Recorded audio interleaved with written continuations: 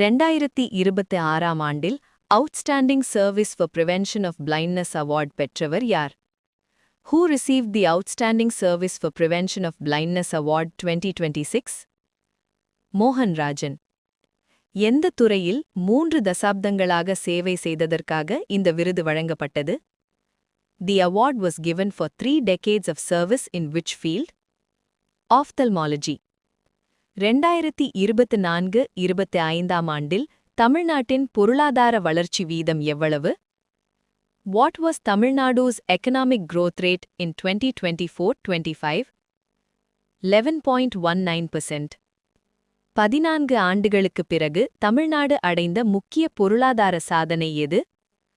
What major economic milestone did Tamil Nadu achieve after 14 years? Double-digit growth. 2020-25ஆம் ஆண்டில் தமிழ்நாட்டின் GSDP எவ்வளவு? What was Tamil Nadu's GSDP in 2020-2025? Rupees 17.32 lakh crores. Tamil Nadu எந்த ஆண்டுக்குள் $1 trillion பொருளாதார இலக்கை நோக்கியுள்ளது? By which year is Tamil Nadu targeting a $1 trillion economy? 2031-32. 2020-21 முதல் 2024-25 வரை தமிழ்நாட்டின் தலைவருமான வளர்ச்சி எவ்வளவு உயர்ந்தது? From 2020-21 to 2024-25, to what level did per capita income growth rise? 11.19%.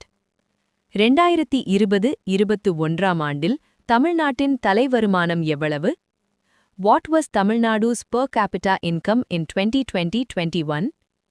Rupees 2,09,628. 2020-25ஆம் ஆண்டில் தமிழ்நாட்டின் தலைவருமானம் எவ்வளவு? What was Tamil Nadu's per capita income in 2024-25? Rupees 3,61,619. 2020-21 முதல் 2024-25 வரை GSDP வளர்ச்சி வீதம் சுமார் எவ்வளவு? What was the approximate GSDP growth rate during this period? 16%. 2020-21 முதல் 2024-25 வரை வறுமை விகிதம் எவ்வாறு மாறியது? How did the poverty rate change during this period?